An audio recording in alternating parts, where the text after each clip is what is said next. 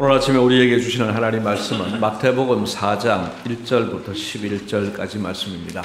신약성경 4페이지에 있는 마태복음 4장 1절부터 제가 봉독해 드리겠습니다. 그때에 예수께서 성령에게 이끌리어 마귀에게 시험을 받으러 광야로 가사 40일을 밤낮으로 금식하신 후에 줄이신지라. 시험하는 자가 예수께 나와서 이르되 네가 만일 하나님의 아들이거든 명하여 이 돌들로 떡덩이가 되게 하라. 예수께서 대답하여 이르시되 기록되었으되 사람이 떡으로만 살 것이 아니요 하나님의 입으로부터 나오는 모든 말씀으로 살 것이라 하였느니라 하시니, 이에 마귀가 예수를 거룩한 성으로 데려다가 성전 꼭대기에 세우고 이르되 내가 만일 하나님의 아들이거든 뛰어내리라. 기록되었으되 그가 너를 명하여 그의 사자들을 명하시리니 그들이 손으로 너를 받들어 발이 돌에 부딪히지 않게 하리로다 하였느니라. 예수께서 이르시되 또 기록되었으되 주 너의 하나님을 시험하지 말라 하였느니라 하시니, 마귀가 또 그를 데리고 지극히 높은 산으로 가서 천하 만국과 그 영광을 보여 이르되 만일 내게 엎드려 경배하면 이 모든 것을 내게 주리라. 이에 예수께서 말씀하시되 사탄아 물러가라. 기록되었으되 주 너의 하나님께 경배하고 다만 그를 섬기라 하였느니라. 이에 마귀는 예수를 떠나고 천사들이 나와서 수종드니라. 아멘.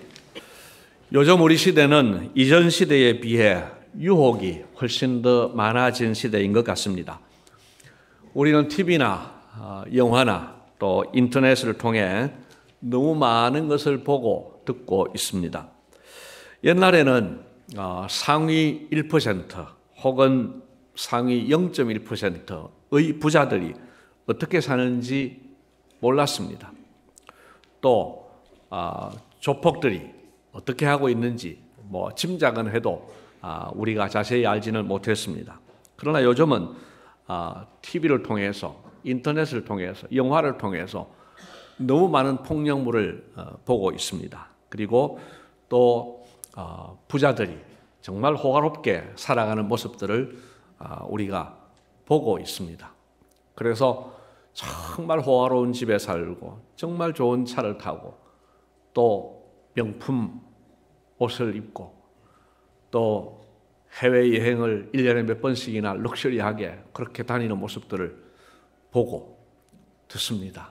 또 광고를 통해서도 얼마나 여행이 멋진 여행인지 이런 것들을 우리가 자주 접하게 됩니다.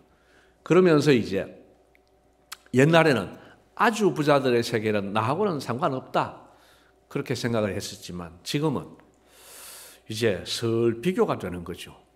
저 사람들은 저렇게 사는데 나는 도대체 뭐야?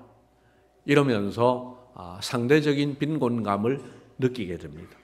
또 소비의 유혹도 많이 받게 됩니다.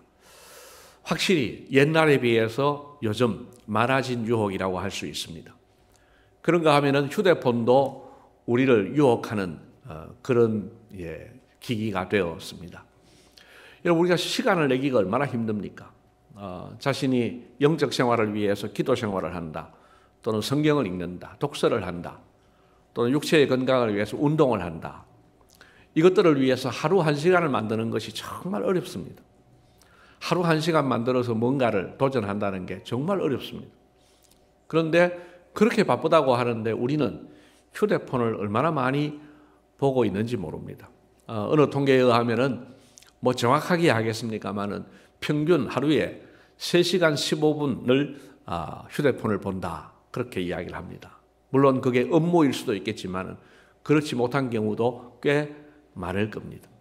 시간을 거기에 많이 빼앗기고 있는 겁니다. 또한 거기에서 뭘 보느냐도 중요하겠죠. 동영상을 보고 또 해로운 동영상, 또 특별히 청소년들에게 유해한 그런 동영상들, 이런 것들이 우리를 많이 유혹하고 있습니다. 불과 30년 전에만 해도 없었던 일입니다. 30년 전에는 없었던 일인데 지금은 뗄래야 뗄 수 없는 휴대폰이 우리를 많이 유혹하고 있습니다. 그리고 우리와는 거리가 멀다고 생각했던 마약도 지금 마약의 유혹도 이제는 가까이 다가온 것 같습니다. 국내 마약 유통 문제는 우리가 생각한 것 이상으로 지금 아주 심각하게 우리 가까이 와 있다고 합니다.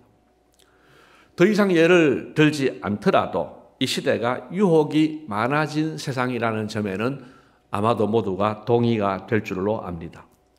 여러분, 마귀는 점점 더 강력하게 우리를 유혹해 오고 있습니다. 자, 오늘은 2000년 전에 예수님께서 마귀에게 받으신 유혹을 살펴보려고 합니다. 마귀의 중요한 특징 중 하나가 유혹하는 것입니다. 그 마귀가 예수님에게도 유혹의 손길을 펼쳤습니다. 예수님께서 유혹받으신 이 사건, 우리가 잘 아는 사건이지만 이 사건을 오늘도 세 가지로 말씀을 드리려고 합니다.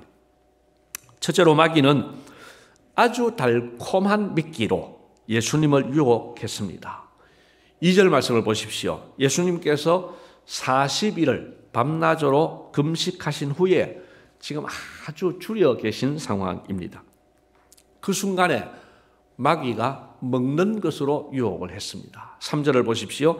네가 만일 하나님의 아들이여든 명하여 이 돌들로 떡덩이가 되게 해라. 너 배고프지?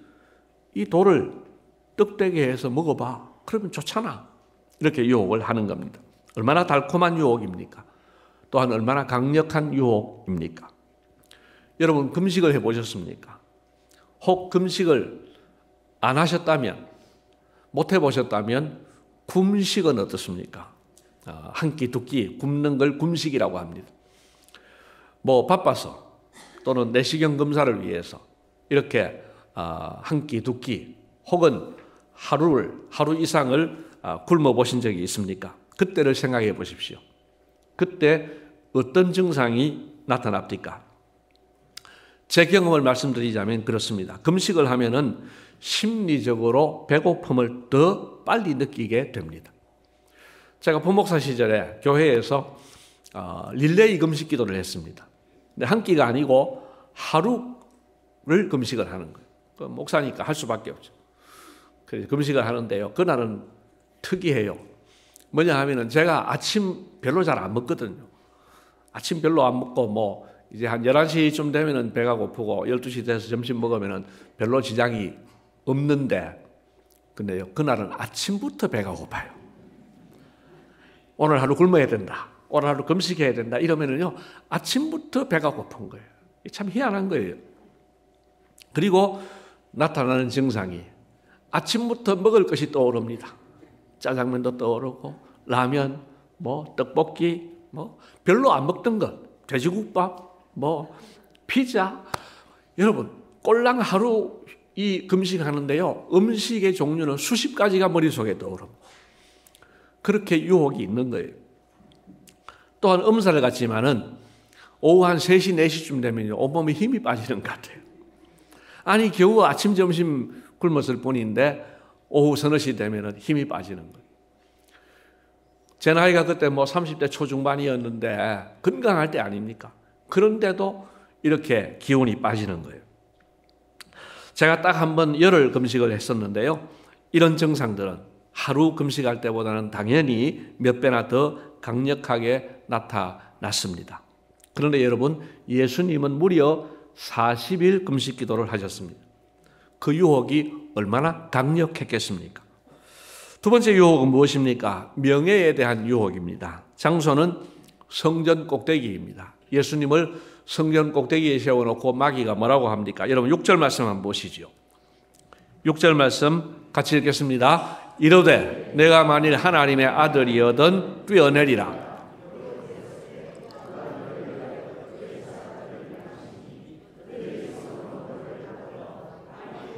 부딪히지 않게 하리로다 하였느니라. 아멘. 마귀가 하나님 말씀을 인용해요. 예수님께서 앞에서 말씀으로 물리치시니까 이제는 자기도 흉내를 내어서 하나님 말씀을 인용하면서 이렇게 이야기합니다. 네가 성전 꼭대기에서 뛰어내렸는데 약속대로 다치지 않는다면 그러면은 사람들이 너를 메시아로 인정할 거 아니냐. 너 한번 그래 한번 해봐. 너 하나님의 아들이라며. 이렇게 이제 예수님을 지금 유혹하는 겁니다. 여러분 한번 확 보여주고 싶으신 그런 생각이 들만도 하지 않습니까? 내게 능력이 있어요. 능력이 있는데 이렇게 자꾸 이야기를 하면은 그렇게 한번 보여주고 싶은 생각이 들 수 있는 거죠. 강력한 유혹입니다. 세 번째 유혹은 지극히 높은 산에서 천하 만국과 그 영광을 보이면서 만일 내게 없도록 경배하면 이 모든 것을 내게 주리라고 하는 것이었습니다. 이것은 권력에 대한 유혹입니다. 여러분 보십시오. 물질과 명예와 권력, 우리에게 다 메리트가 있는, 우리 모두에게 강력한 유혹이 되는 일들입니다. 얼마나 달콤한 유혹입니까? 마귀는 이렇게 달콤한 미끼를 던져서 예수님도 유혹했고 우리도 유혹하고 있습니다. 지금도 마귀는 우리에게 아주 달콤한 것으로 미끼를 삼아서 유혹하고 있는 겁니다. 두 번째로 예수님은 그 모든 강력한 유혹들을 물리치고 승리하셨습니다. 여러분 마귀가 예수님을 유혹할 때 했던 첫 마디를 주목해 보십시오. 3절 하반절에 보면은 네가 만일 하나님의 아들이거든 하고 있습니다. 6절에도 똑같은 반복이 있습니다. 네가 만일 하나님의 아들이거든 그렇게 이야기합니다. 여러분 마귀의 이 말은 지난주일에 묵상했던 마태복음 3장 17절 말씀과 연결되는 반응입니다. 마태복음 3장 17절에 어떤 일이 있었습니까? 예수님께서 세례를 받으셨고 성령이 자기 위에 임하신 걸 봤고 그리고 하늘이 열리면서 하늘에서 음성이 났는데 뭐라고 했습니까? 같이 한번 읽어봅시다. 하늘로부터 소리가 있어 말씀하시되 이는 내 사랑하는 아들이요 내 기뻐하는 자라 하시니라. 아멘. 보세요. 하나님이 이는 내 사랑하는 아들이요 하니까 마귀가 지금 배가 아픈 거죠. 네가 하나님의 아들이라면 이렇게 한번 해봐. 이렇게 하는 겁니다. 마귀는 이 장면이 매우 기분이 나빴습니다. 그리고 또한 두려움과 위기감에 사로잡혔을 겁니다. 왜냐하면 지금 자기가 이길 수 없는 하나님이신 예수님이 오셔서 이 땅에 오셔서 공생애를 시작하기 때문에 그래서 이 마귀는 그 옛날 아담을 유혹했던 것처럼 아담을 넘어뜨린 것처럼 오늘 예수님도 넘어뜨리기 위해서 유혹을 한 겁니다. 잠시 후에 말씀을 드리겠습니다만 싸움의 시작은 예수님이 시작하십니다. 그리고 그 찾아온 예수님을 마귀가 유혹하는 겁니다. 너 하나님의 아들이냐? 좋다. 네가 진짜 하나님의 아들이면 돌들로 떡덩이 되게 해봐. 너 지금 엄청 배고프잖아. 여러분 예수님께서 배고프신 상황에서 마귀는 가장 강력한 유혹이 될 수 있는 먹는 것의 문제로 유혹을 했던 거죠. 자, 예수님께서 그 유혹을 신명기 8장 3절 말씀으로 물리치니까 이번에는 마귀가 성경 말씀을 인용하면서 두 번째 유혹을 했습니다. 이 말은 마귀는 전략이 뛰어나다는 거예요. 여러분 마귀는 우리에 대한 파악이 잘 되어 있습니다. 내 약점이 무엇인지 내 강점이 무엇인지를 잘 파악하고 있습니다. 그래서 그 약점을 파고드는 거예요. 그래서 6절 말씀에 그렇게 이야기를 하지요. 네가 성경 꼭대기에서 뛰어내렸는데 안 다쳐. 너 말씀에 그렇게 돼 있잖아. 그럼 안 다칠 거 아니야. 네가 하나님의 아들이라면 안 다칠 거야. 한번 해봐. 보여줘봐. 그러는 거죠. 여러분 부산에도 100층 건물이 있는 거 아시죠? 예, 100층 건물에 어느 분이 초대를 해서 한번 다녀온 적이 있습니다. 해운대 엑소더 스카이라고 하는데요. 여러분 그 위에서 100층 건물에서 제가 말이죠. 여러분 부산 시민 보세요. 제가 하나님의 아들입니다. 제가 이 위에서 뛰어내릴 겁니다. 그런데 하나도 안 다칠 겁니다. 그러면 아마 미친놈이 있네 이렇게 해요. 그렇지만은 그렇게 욕을 하면서도 좀 구경 삼아 올 수 있습니다. 왔어요. 제가 탁 뛰어내렸는데 사뿐히 내려앉았어요. 그럼 야, 하나님이 해주시잖아. 이러면 좀 뭔가 좀 있어 보이지 않습니까? 뭔가 좀 목회에도 도움이 될 것 같지 않습니까? 하나님의 살아계심을 나타내는 것 같지 않습니까, 여러분? 이제 그런 유혹을 주는 거예요. 예수님에게 그런 유혹을 하는 거예요. 여러분, 예수님께서 이 명예의 유혹에도 넘어가지 않으니까 마귀는 권력으로 유혹을 했던 거죠. 천하만국과 그 영광을 내게 주리라고 했습니다. 여러분 보십시오. 물질과 명예와 권력, 하나같이 달콤한 유혹들입니다. 그리고 깊이 생각하지 않으면 마귀가 시키는 대로 해도 별 문제가 없을 것 같아요. 세 번째 유혹은 마귀에게 절을 하라고 하니까 그거는 문제가 되겠지만은 1번, 2번 유혹은 예수님의 능력을 보여주시는 것도 나쁘지 않겠다는 생각이 드는 거죠. 아니, 돌을 떡이 되게 하는 기적을 베푸는 게 뭐가 그리 나쁘냐.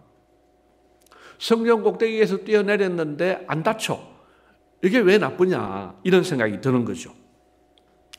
여러분, 그런데 예수님은 단호히 거절하셨습니다. 이유가 무엇일까요? 지난 주일 예수님의 세례에 대해서 묵상할 때 예수님께서 죄인들과 자신을 동일시해서 세례 받으신 것을 말씀드렸습니다. 예수님은 죄인이 아닌데 죄인을 구원하시기 위해 오셨으니까 죄인인 것처럼 그렇게 세례를 받으셨다고요. 여러분, 그 동일시와 지금 같은 맥락입니다. 여러분, 마귀가 시키는 대로 하는 것은 예수님이 진짜 사람이 되고 자신을 죄인들과 동일시하는 이 하나님의 뜻에 대한 역행인 거예요. 하나님은 예수님이 참 인간이 되기를 원하셨고 진짜 인간이 겪는 모든 아픔과 고통과 고난을 그대로 느끼기를 원하셨습니다.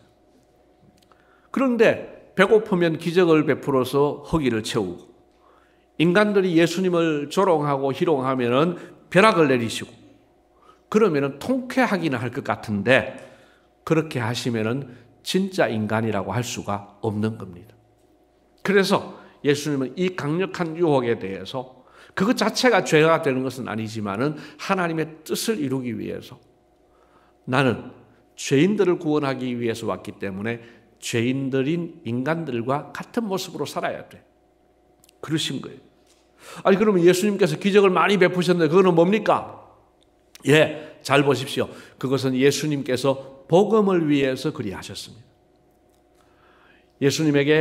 예수님께서 하나님의 아들이심을 나타내고 그래서 그들로 하여금 예수님을 믿도록 하기 위해서 그리고 배고픈 군중들을 위해서 타인을 위해서 오병이어의 기적을 베푸셨습니다. 그러나 여러분, 예수님께서 자신을 위해서는 한 번도 기적을 베풀지 않으셨습니다. 이것이 차이입니다. 하나님을 위해서 기적을 베풀고 백성들의 구원을 위해서 기적을 베풀고 백성들의 아픔을 위해서 배고픔을 위해서 기적을 베푸셨지만 자신의 애로사항을 해결하기 위해서 예수님은 기적을 베풀지 않으셨습니다. 왜요? 참된 인간으로서 우리가 느끼는 가난도 경험하고 우리가 느끼는 슬픔도 그대로 경험하기 위해서였습니다. 아무튼 예수님은 마귀의 강력한 유혹에 대해서 3번 다 기록된 말씀으로 물리치셨습니다. 여러분, 예수님은 승리자이십니다. 그리고 우리는 사탄을 말씀으로 물리칠 수 있습니다. 여러분, 우리가 말씀으로 무장해야 되는 이유가 거기에 있습니다. 모든 유혹을 말씀으로 물리치셨습니다. 마지막 3번째입니다. 이 싸움은 성령의 인도하심으로 이루어진 대단한 의미를 가지신 사건입니다. 오늘 본문 1절 말씀을 보시면은 이 사건이 언제 어떻게 시작되었는지를 알 수 있습니다. 여러분 1절 말씀 한번 보십시오. 그때에 했습니다. 그때에. 그때가 언제냐? 앞에 있는 본문 3장 16절과 17절의 말씀입니다. 예수님께서 세례를 받으시고 성령이 예수님 위에 임하시고 그리고 하늘에서 하나님의 음성이 들리는 그때에 그런데 그때에 마귀가 찾아와서 유혹을 한 게 아니에요. 1절 말씀을 다시 보십시오. 누가? 예수님께서 누구에게 이끌리요? 성령에게 이끌리요. 마귀에게 시험을 받으러 광야로 가사. 누가 가셨습니까? 예수님이 가셨습니다. 여러분, 예수님 위에 임하신 성령께서 예수님을 이끌어 가셨습니다. 즉 마귀가 먼저 찾아온 것이 아니라 예수님께서 성령에게 이끌려 마귀에게 시험을 받으러 가신 겁니다. 그렇다면 예수님은 왜 마귀를 찾아가셨을까요? 이것은 창세기 3장 사건과 연결해서 묵상할 필요가 있습니다.